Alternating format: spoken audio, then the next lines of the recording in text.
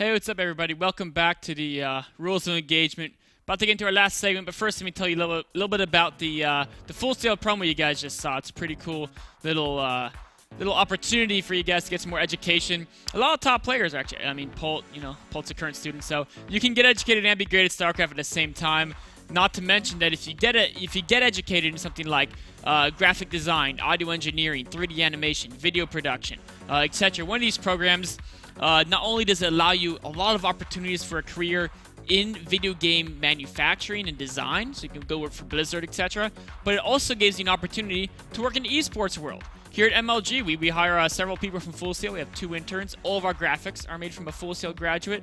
It's a great way to get some education, get your foot in the door, to help you kind of get basically start your way on a career in something like that in terms of video production. So go ahead if you're at all interested in furthering your educational development. fullsail.edu/MLG. Just go fill out the form and they'll send you information. And the form's not like crazy. It's just what are you interested in? And then they'll send you information because there's so many programs they have, right? To send you the ones that you say that you're interested in, some information about them. So go ahead and check that out. Let's get back into our next segment, though. It's going to be a TVT replay on a Planetary Fortress Rush. Very, very, very strong strategy. Not really seen in the pro level, but you know what? It's really fun. Go try it out. So first I'll talk about the build order. Then I'll talk about when you can use this strategy. Then I'll talk about different divergences in the build as it progresses. So let's jump into the replay and first go over kind of the basic build order. So you want to go command center first near their base. All right? This sounds crazy, but the odds in the scouting are pretty low. So command center first near their base. Right, but somewhere where they won't scout. So like on Newkirk City, I put it right where the 4th is, I guess. Throw it down there. Then you get a refinery, right? Boom, you get the refinery as soon as you get money. And then what you do is you want to go build the barracks, and then you can probably get another SCV now. Yep. Then you get SCVs, and you're just going to keep cranking out. Second refinery. You need a lot of gas for this build. Gas is very important. So you get a second refinery right after that barracks. And then what you want to do is you want to get an engineering base. So I should just go chases, make sure it doesn't kill my guy. And when I get an opportunity, throw down the engineering bay right afterwards because, of course, you need that to build that planetary fortress. Next thing you're going to do is as soon as this command center is done, you want to lift it up. Of course, make your thing back home in orbital command. Probably get a marine as well.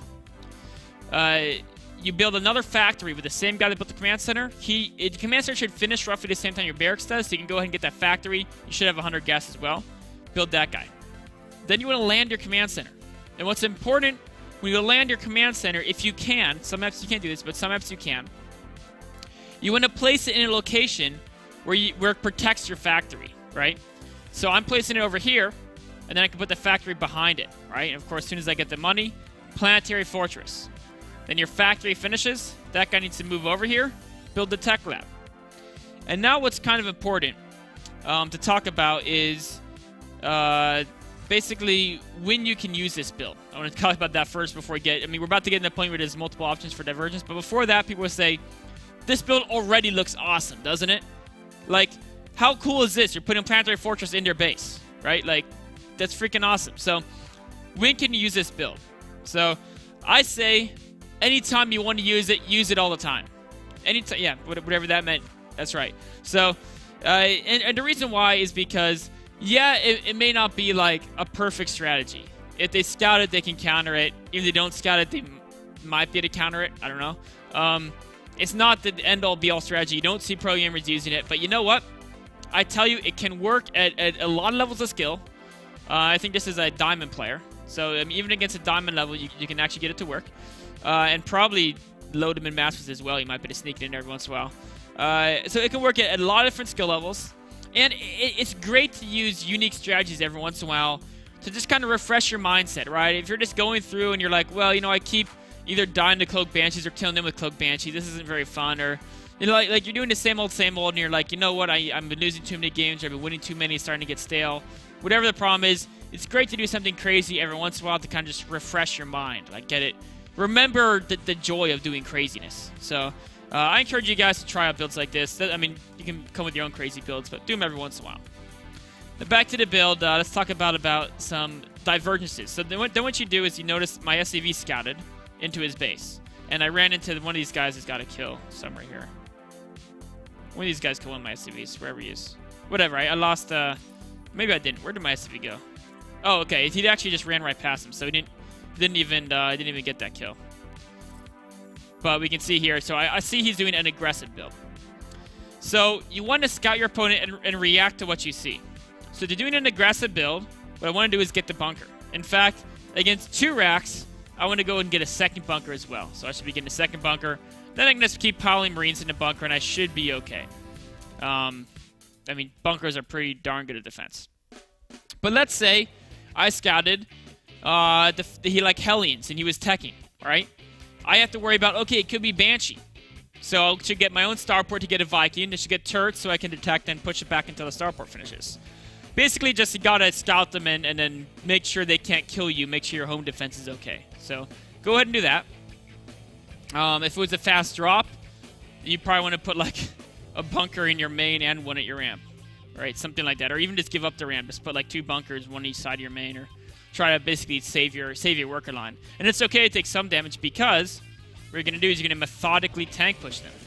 Now, in this case, you know, this is still Wings of Liberty, so I'm getting that siege mode. Heart of the Storm is even stronger, man. That guy's already sieging up. And he's building a bunker, and a tank can actually outrange a Marine in a bunker. Marauder, if the Marauder gets in a bunker, then I can't outrange it anymore. So if this one, Marauders actually decides to be brave and try to fight a tank, and it doesn't work out quite so well. The other one gets in a bunker, so he can defend, but I can still slow push him from here. And if he wasn't doing this aggressive build on me, I would be getting... Actually, I already got it. Never mind. You get the range upgrade. Because what it does is a lot of times you're kind of microing tanks back and forth, and they're trying to push your army over here. Excuse me.